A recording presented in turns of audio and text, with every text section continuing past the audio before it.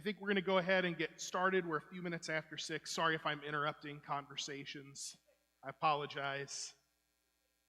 I know that, I do know that part of the fun of getting together and doing Bible study and stuff is the getting together. So I don't want to, ruin people's conversations, but I also figure that as much as you want to have conversations, you also that much don't want to be here till 7:30 or 8 o'clock, so we can get started. So we'll just, we're not actually up and running yet, are we, Mike? Oh, okay. Hey, Internet people, sorry to make a fool of myself. Thanks for joining us. You guys that are in the room, thanks for being here. But I'll just go ahead and open us up in prayer, and then we'll pick up in Ruth chapter 4 here in just a minute and see where the conversation leads us. Okay? Father, we thank you for the chance to get together and to look at your word. We pray that you would use this to continue to teach us about your greatness and how much you love us, and ultimately about the incredible plan that you have from the very beginning of time that's still working itself out now, that will continue into the future, and we don't know all the details of where it's going or how it's going to work out, but we are so thankful for stories like the story in Ruth about that point to the fact that you take care of things, that you do have a plan, and that in the end you are going to take care of everything. So we just thank you so much for that. We pray that you bless our time, bless our fellowship. We pray these things in Jesus' name. Amen.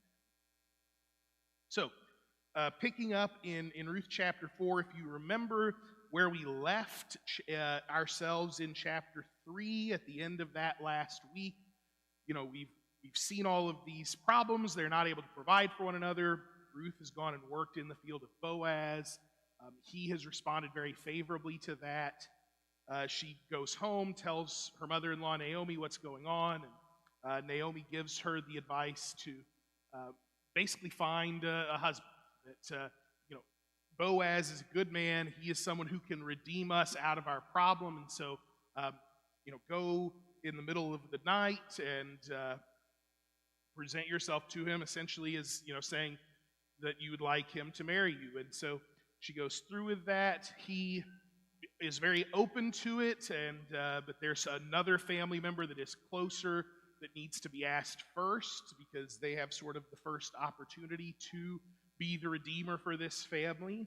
And he says, but if this person says no, then I am happy to do it. Even gives her a whole bunch of grain to take home to Naomi as proof that not only is he willing to do it, but he is going to take care of it quickly. So that's where we leave the story, and then we'll pick up in chapter 4, and we'll just read the first 6 verses to get going. So in chapter 4, verses 1 through 6, it says, "Meanwhile, Boaz went up to the town gate and sat down there just as the guardian redeemer he had mentioned came along.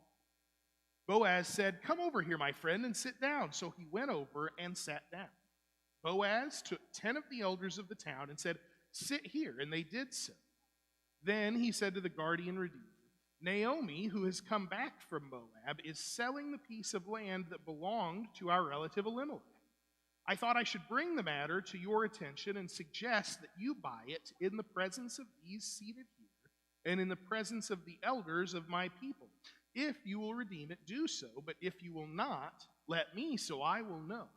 For no one has the right to do it except you, and I am next in line.' 'I will redeem it,' he said. Then Boaz said, 'On the day you buy the land from Naomi, you also acquire Ruth the Moabite, the dead man's widow, in order to maintain the name of the dead with his property.' At this, the guardian redeemer said, 'Then I cannot redeem it, because I might endanger my own estate. You redeem it yourself. I cannot do it.'" So we'll just stop there and talk about these first 6 verses. So we pick up and it says meanwhile. That very first thing that it says is meanwhile, meaning that Naomi was exactly right about the way that Boaz was going to handle it, because chapter 4 ends with Ruth going home and having this conversation with Naomi and saying, "This is what Boaz said, and this is the grain he sent me home with."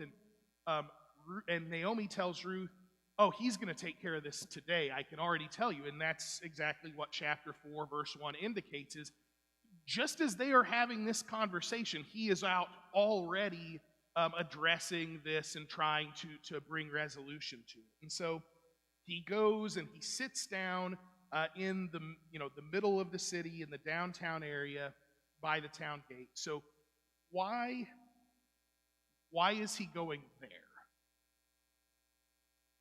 Why is he going down to the town gate to deal with this? Yeah, Michelle? What's that? For witnesses? Okay, yeah. This is a really common place that business happens in ancient cities. Yeah, Michelle?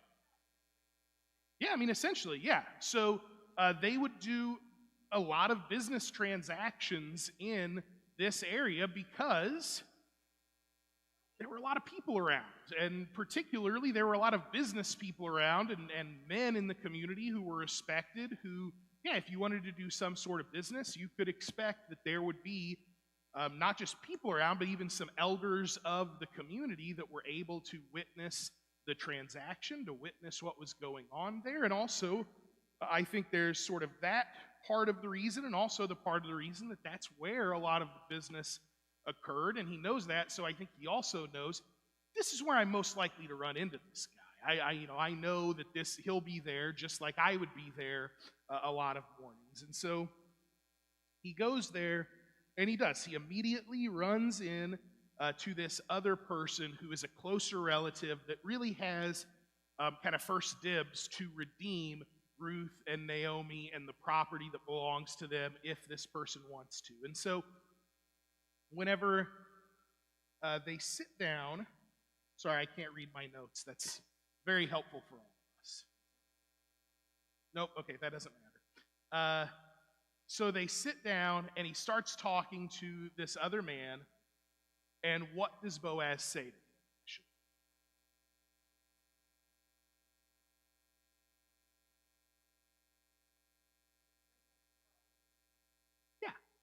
Okay, so he brings up the property and says, what about the property?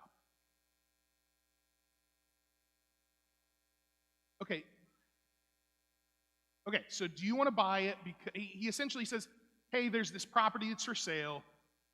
I would like to buy it, but you are first in line, so I need to know if you want to buy it. If you want to buy it, that's fine. It's yours. You have every right to it. But if you don't want to buy it, I would really like it, and so I need to know. Now, well, before I direct too much of the conversation, I'll just ask you, does anything strike you as interesting about this, what Boaz says here?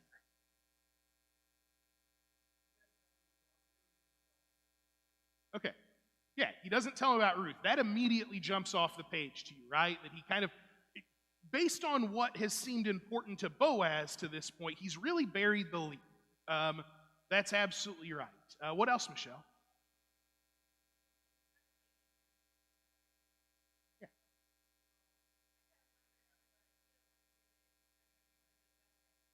Okay. Yeah, he's kind of, he really ends up putting him in sort of a tricky spot, and Boaz does it very, I think, intentionally. He baits him, he sets him up, just like you said, Michelle, because he's going to end up putting him in a position where there are really only 3 or 4 ways that he can respond to this, and all but one of them makes him look pretty bad. Well, I guess all but 2 of them, but Boaz is pretty convinced he's not going to choose one of the options. And so, yeah, Boaz, it's told us before, he's a businessman who's respected in the community. He's not a dummy, right? He knows what he's doing, and I don't think he's trying to manipulate the situation so much as he knows this man's heart, and he knows his own heart, and he knows that the best resolution would be for him to be the one to handle this. And so he's going to do it in a way that reveals what this other guy cares about. Yeah, Michelle? Yeah, that's honestly exactly what's going on. Like, this is a transaction that's a little bit weird to our 21st century eyes and ears in some ways because, they're having this conversation about, well, there's this piece of property that, you can buy if you want to. That part makes perfect sense to us. But then whenever they tack on, and by the way, there's this lady that comes with it. She comes with the land. That's a little bit weird to us in modern times. So, yeah, absolutely. Anything else that kind of jumps out at you about the way that Boaz explains this to this person? And if not, that's okay. I'll tell you things that stand out to me, but these usually go better if I let you guys drive more of the conversation than me just talking.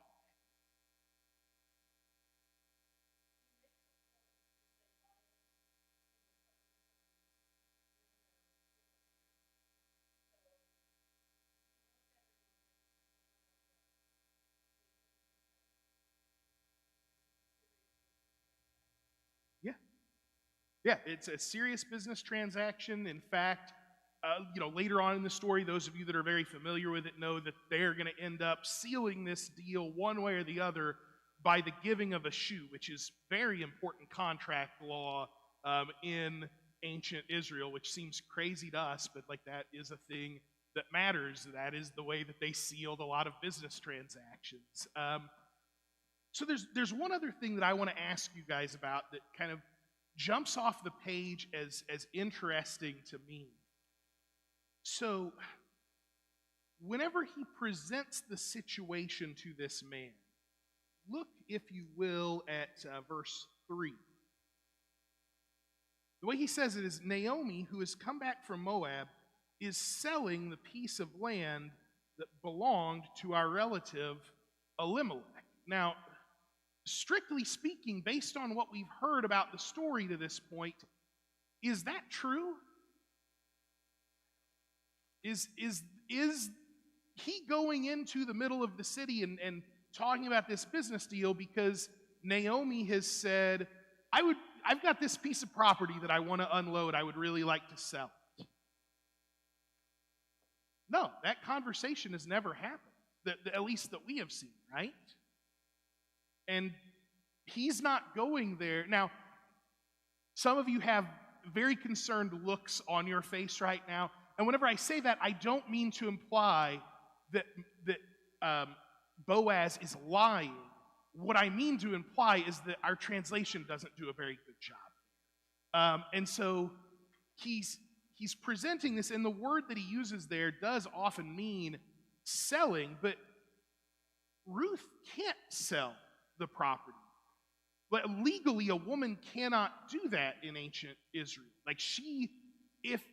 Because the whole point of the story since they've gotten back to Israel is they don't have any way to provide for themselves. So if they could just sell the property and get money, that wouldn't have been an issue all this time, right? They would have had a way to take care of this. But the way that land rights worked in ancient Israel, she can't sell this land. That's not what's going on here. And think about this. How do they still own this land anyway? Because didn't their entire family pack up and move to Moab? Whenever people pack up and leave a place, do they normally hang on to their land? Occasionally people do, but most of the time, don't people sell their house before they move to another country? So this all is just a little bit weird, and there's a lot of... Yes, Kathy?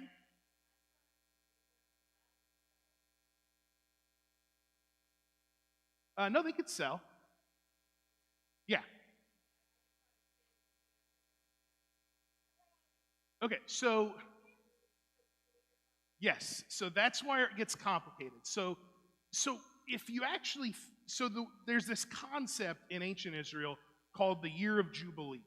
That basically you can sell your property to people. In fact, that was often a really common thing, is that somebody who was destitute, who was down on their luck, would often give their property to someone else for money so that they could get by. In fact, oftentimes then whenever the money from selling the land ran out, they would even sell themselves to the person then for money on top of that so that they would be taken care of. And so that's, whenever we talk about slavery in the Old Testament, that's often what's happening. It's not that just people, owned people and sold them the way that we think of in American slavery. It was that people were essentially selling themselves into indentured servitude so that they would be provided for. And so if we think, and then back to the year of Jubilee, there's this law that is put in place in ancient Israel that every 7 years there's a year of Jubilee where people who have sold themselves into indentured servitude have the opportunity to be redeemed out of that. And people who have had to sell their land in order to provide for money for themselves to get by, that 7th year they have the opportunity to redeem that land, or have someone else redeem it on their behalf and get it back. And so what's gone on here is, Elimelech and his family are, the whole reason that they left Israel is because there's this famine. There's no way for them to get food to provide for their needs. They have to move somewhere else. And so the passage doesn't say this. This is me reading into it things that I think are reasonable. So take all of what I'm about to say with a certain, some grains of salt. But it's actually very likely that before they would have even gotten to the point of feeling the need to move to Moab, that probably means that at that point, they had already sold off their property to someone else to get money to buy food. And at a certain point, that food ran out, and then they are faced with the decision, okay, so do we leave and go somewhere else, or do we consider selling ourselves into indentured servitude, or how do we deal with this?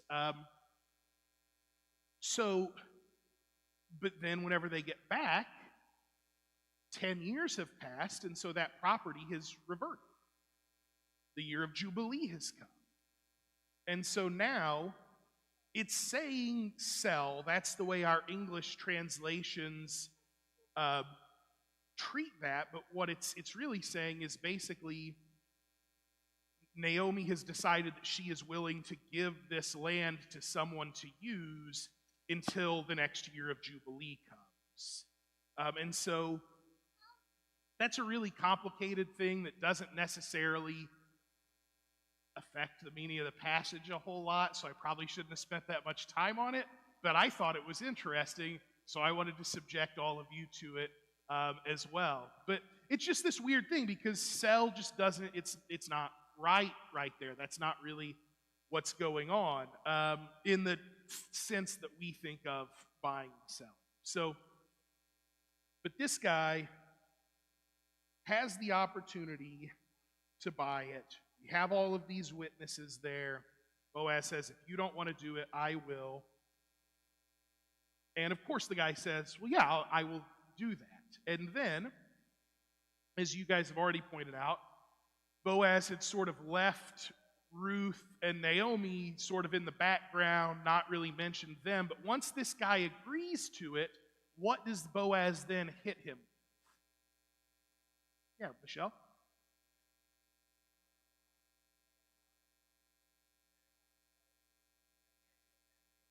Yeah. And so, absolutely right. So there's a mother-in-law and a daughter-in-law. It is a package deal. They come with the land. And why, in particular, Ruth, why does he say she comes with the land? What is the purpose of her being a part of the deal? Yeah. Okay, yeah. He wants her to be married off. And the way that verse, man, my eyesight's not very good. Raise that. The way that verse 8 says it is that you also acquire Ruth the Moabite, the dead man's widow, in order to maintain the name of the dead with his property, which that's just a more complicated way of saying, because she needs to have kids. So you are going to acquire Ruth along with this property because we don't want this family line to die out. We want it to continue. Therefore, she needs to have a child, and if you take the land, it is your job to provide that child. And so, at this point, what are the guy who has already agreed and said, I will take the property, what are his options at this point? How can he deal with this situation? Okay, he can back out and say, second thought, no thanks, the land is yours. The land is yours, the women are yours, just take it all.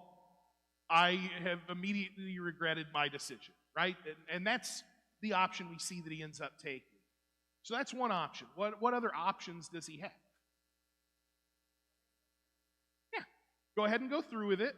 So he can say, okay, that's fine. I did not know that was part of the agreement, but if it is, that's fine, and I will do my duty, and we'll go through with this deal. Does he have any other options?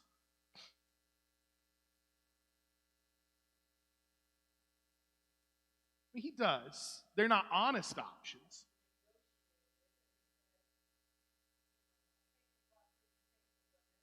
Absolutely.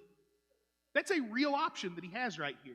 Now, yeah, so he can say, well, I would really like this property. I really don't have a whole lot of interest in Ruth.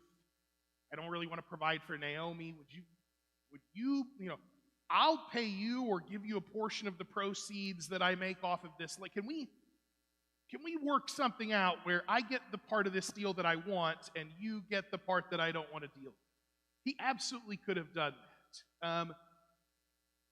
There's also the option that he could have just said, sure, I will take the land. I will also take Ruth as wife. I agree to it in front of all of these witnesses. Let's seal the deal by, the handing of sandals. And then he could have just reneged on the deal and just taken the land and told Ruth to get lost. He could do that.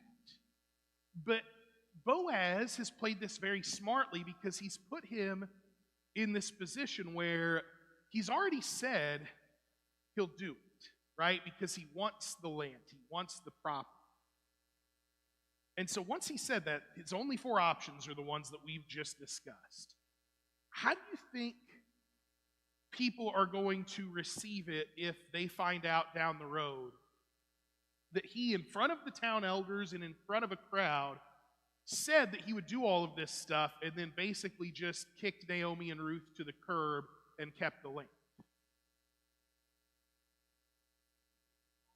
Yeah, it's going to ruin his reputation in the community. And if he's someone who is a business person, that's not really going to help him out.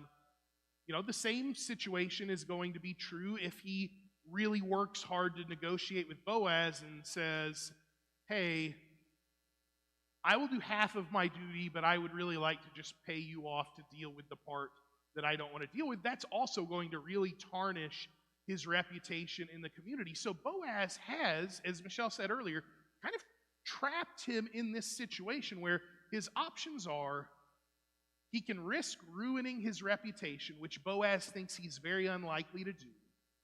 He can go through with it and marry Ruth and take the property, or he can back out. And Boaz has already said he's okay with either of those options.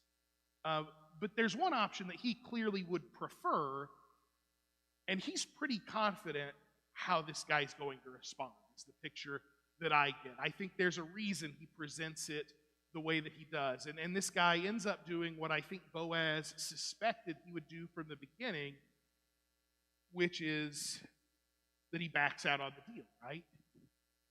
He says, no, I cannot do that. And why does he say he can't do it? Yeah, Michelle? Yeah, he says, I might endanger my own estate. So what do you think he means by that? So it might mess with his other properties. what does it mean that he might endanger his estate by entering into this deal?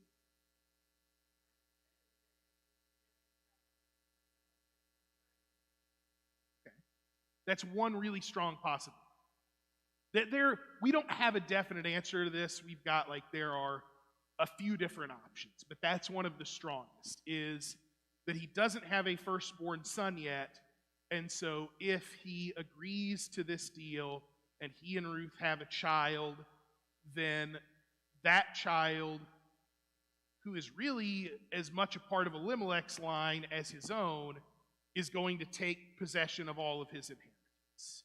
And in fact, even if he already had a firstborn son, if he marries Ruth and has a child with her and it's a son, then that child would then end up in the end inheriting everything of Elimelech's and also a portion of this man. So it could be that he's saying something about inheritance and what's going on with that. Another thing that is often suggested as part of it is it could be that he initially thinks, okay, this new property, that is a really sound investment, right? I could acquire this property and then farm it, and that's going to produce money for me. And then once he finds out that providing for these two women are a part of the deal, and even not just does he have to provide for these two mouths to feed, but he is supposed, they're supposed to get married and have children. That's even more mouths. So some people suggest that it could be that he looks at this thing that initially seems like an asset, and once he realizes they're attached to it, suddenly thinks, oh no, that's actually a liability. That's not an asset. I'm going to lose more money providing for them than I'm going to make off of this property. So that's another suggestion that people throw out. Another suggestion that's thrown out that I think is a little bit less likely is people that suggest that this had something to do with the fact that Ruth was a foreigner, and so he's a little bit concerned potentially about how people might respond to him marrying a woman from Moab and also having children that were not Israelites, that they were part foreigner, and so he was worried about that. Some people suggest, but whatever it is, how does he end up telling Boaz to deal with it?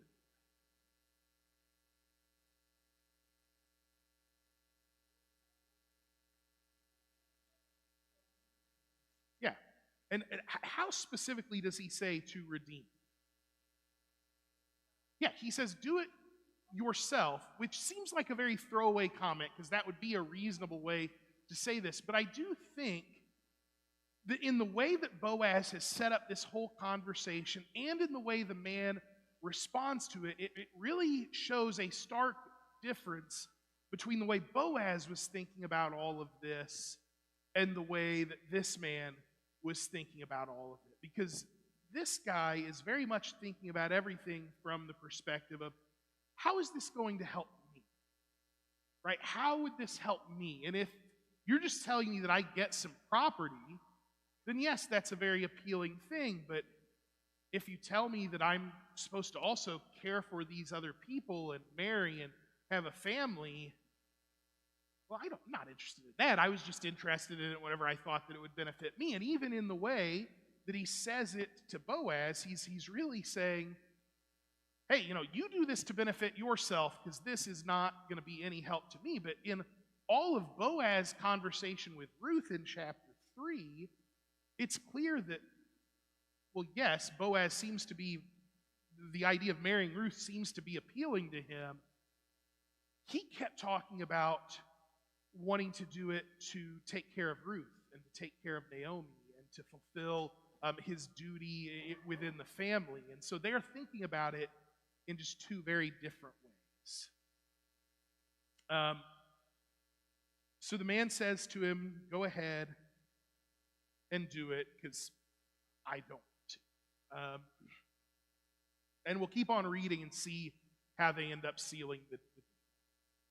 It says in verse 7, and we'll read down to verse 12, it says, "And now in earlier times in Israel, for the redemption and transfer of property to become final, one party took off his sandal and gave it to the other. This was the method of legalizing transactions in Israel. So the guardian redeemer said to Boaz, 'Buy it yourself,' and he removed his sandal. Then Boaz announced to the elders and all the people, 'Today you are witnesses that I've bought from Naomi all the property of Elimelech, Kilion, and Mahlon. I have also acquired Ruth the Moabite, Mahlon's widow, as my wife, in order to maintain the name of the dead with his property, so that his name will not disappear from among his family or from his hometown. Today you are witnesses.' Then the elders and all the people at the gate said, 'We are witnesses. May the Lord make the woman who is coming into your home like Rachel and Leah, who together built up the family of Israel. May you have standing in Ephrathah and be famous in Bethlehem. Through the offspring the Lord gives you by this young woman, may your family be like that of Perez, whom Tamar bore to Judah.'" So, like I said, they seal the deal by the handing of a sandal, and it's funny, sometimes we don't notice things like this, but that sounds very weird and archaic to us.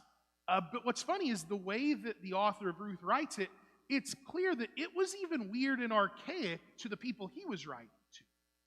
Right? I mean, that's the whole reason that he goes into this detail to explain it. That's not for our benefit thousands of years later. That's because he's writing this story sometime after the fact, and even in just the time that has passed from when Ruth and Boaz were living to this person writing the story down, that's just not the way they do business anymore. And so he feels the need to explain, well, this part is going to sound really weird, but I need you to understand this is just the way they did things back then. And so he explains it, and the business transaction takes place. And then Boaz starts speaking to the crowd, right? And he starts speaking to the crowd,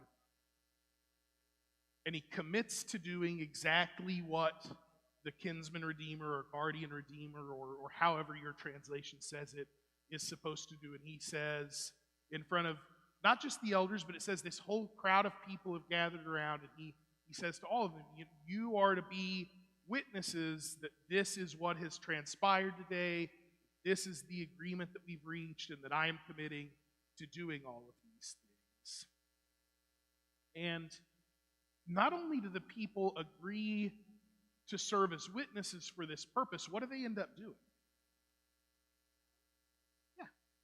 Yeah, they bless them then and ask God to bless them, exactly. So, what are the things, what are the blessings that they ask for, that they hope for this new family that's going to exist?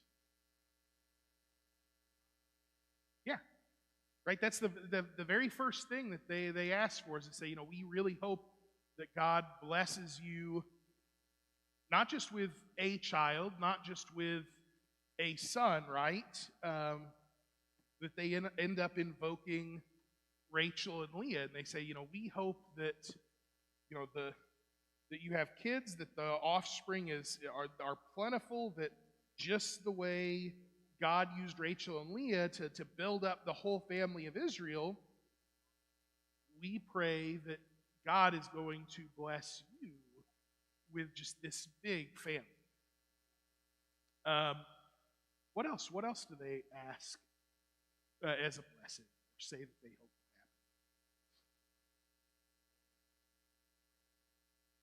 happen? Yeah, fame and fortune. May you have standing, and may you be famous, and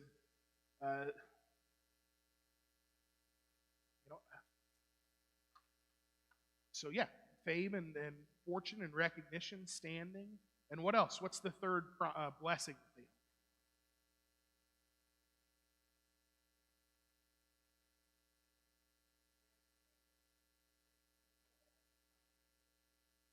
Yeah, they want Boaz to prosper, and ultimately, how ideally is he going to prosper, or he and Ruth even together? What is the primary way that they are hoping that this leads to prosperity?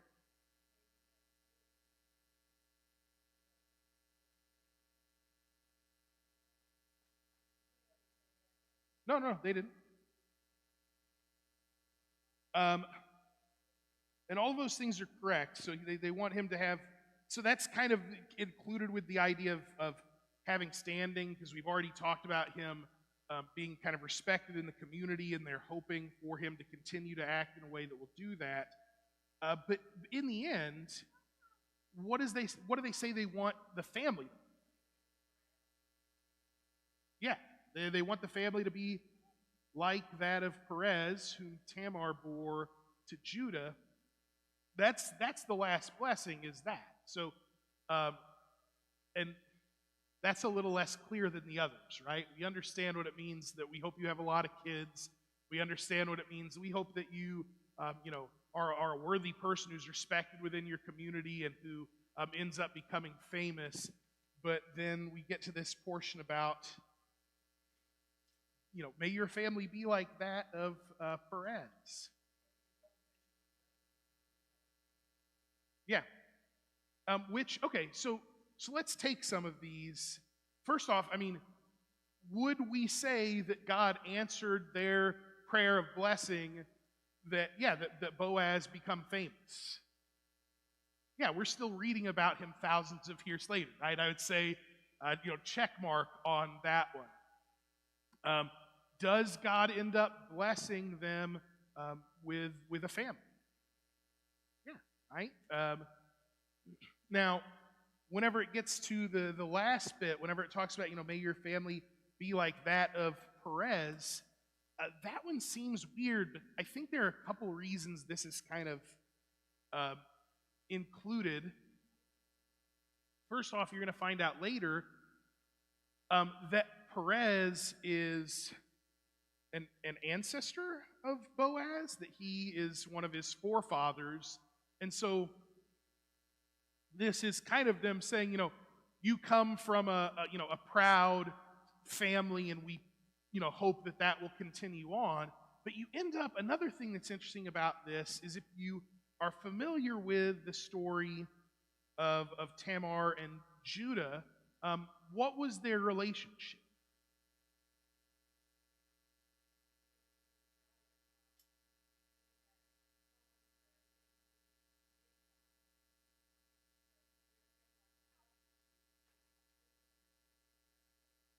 Yes, so he is both her father-in-law and her child's father. So,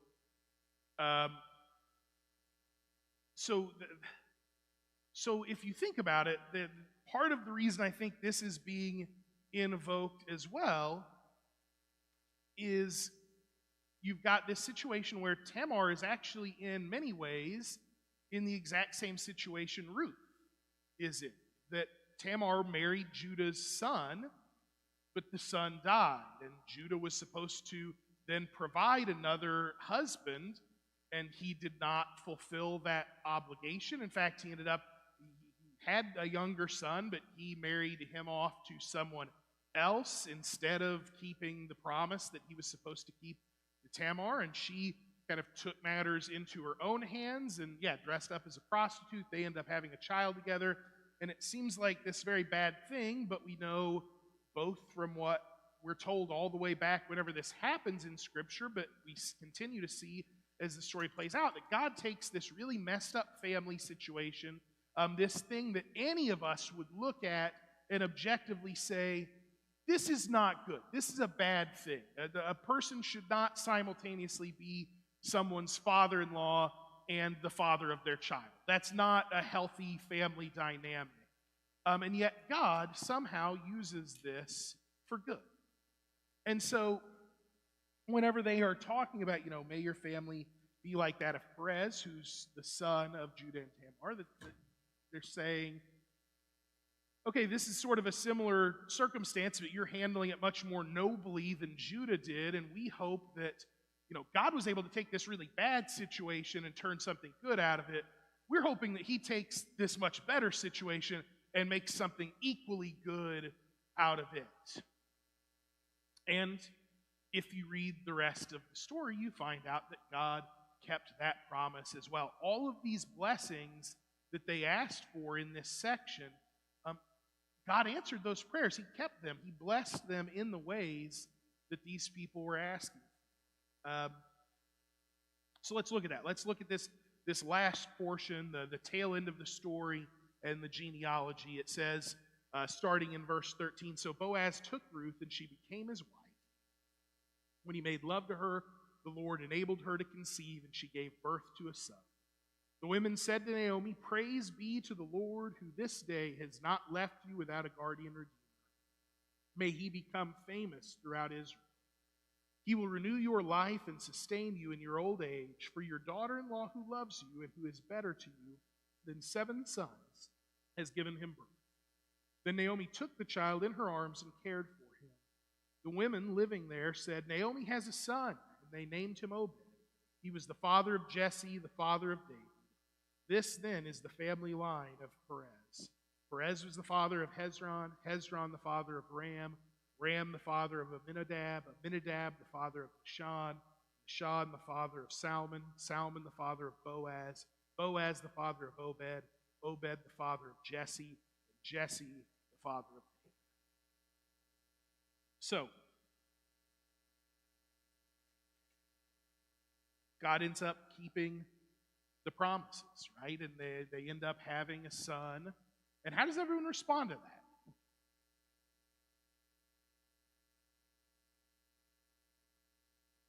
Were they really sad and disappointed? No, they were thrilled about it, right? They were excited about it. The women who are our neighbors who are living around there are there celebrating with Naomi at the end of the story that they, just go on. Yeah, Michelle.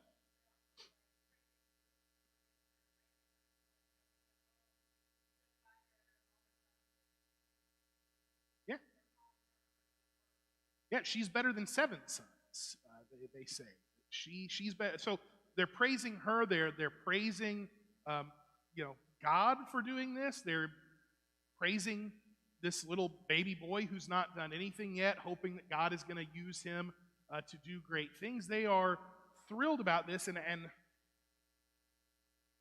how do you think, Naomi, who, if you go back to the beginning of the story, she's lost her husband, lost her 2 sons in a foreign land. She decides to go home. She gets there and she is so heartbroken, so upset. She's so frustrated with God that she says, I left full and God has brought me back empty. Don't even call me Naomi anymore. Call me Mara because I am very bitter. How do you think she's feeling in this moment? Yeah, do you think she feels like God has left her empty anymore? We can't speak for her definitively, but I think we get the picture that that is not how she feels anymore. That God has used this, no good, very bad situation at the beginning of the story to bring her to a place that God has taken care of her, provided for her needs. She and her daughter-in-law have been rescued. She has the grandson that she has always wanted, and she is there with her friends around her celebrating this new grandchild.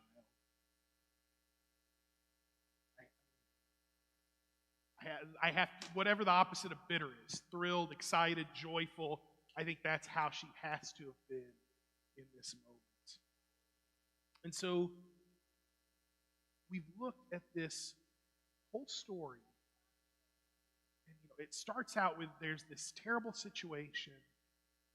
How is God possibly going to fix it? And then by the end of the story, God has totally come through, right? He has totally taken care of it. And what do we end up being told about this baby boy that Naomi is holding in her arms at the end of the story? Who is he going to end up being?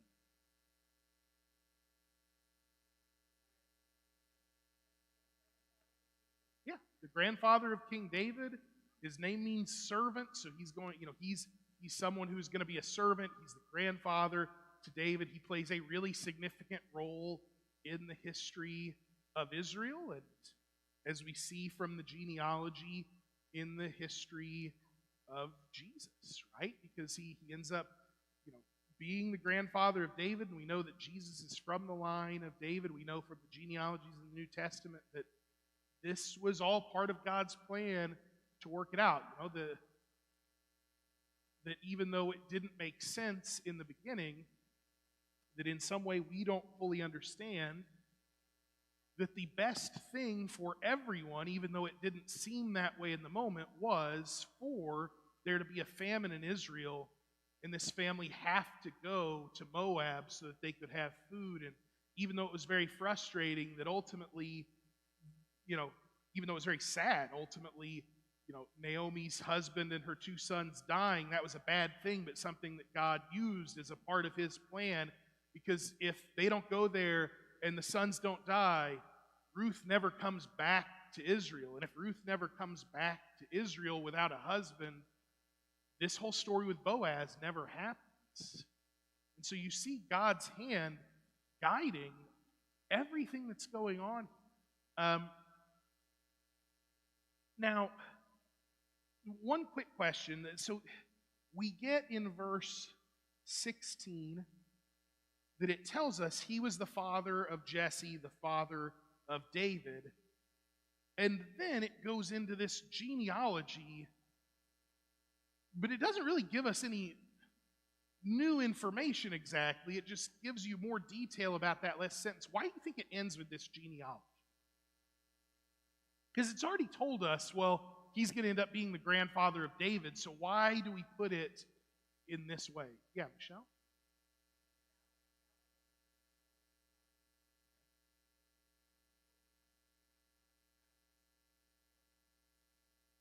Just so to kind of to reinforce that idea that this is really important, okay?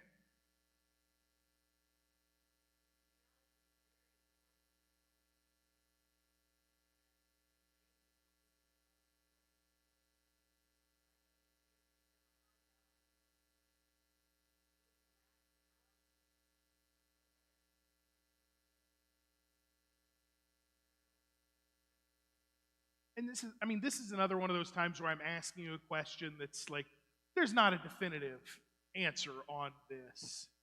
I'm asking you to speculate a little bit. The way I've always kind of thought of it, and this might not be right, is yes, the story ends with, the narrator telling us, and, there's this son, and he's named Obed, and Obed is the father of Jesse, the father of David. But I've always kind of read it as that genealogy is tacked on to the end to really put an exclamation point on the idea that, okay, this whole story has been about Naomi and Ruth and Boaz, but it's not really about just Naomi, Ruth, and Boaz. It's maybe not even primarily about Naomi, Ruth, and Boaz. It's really about, this is just a picture of something much larger that God was doing, that was playing out from generation to generation. Now, like I said, that may not be right. That's just sort of the way that I have always taken that. But that's just like my interpretation. There's not, it doesn't say in verse, 23, like, and by the way, this is why I included the genealogy at the end. Though that would be really nice if the Bible did that sometimes. That's why I really appreciate the parts of the Bible where the person just spells out, hey, I'm telling you this specifically because I want you to understand this point. Whenever they spell it out, that makes it very easy. So, any other thoughts on the story of Ruth before we finish up this evening?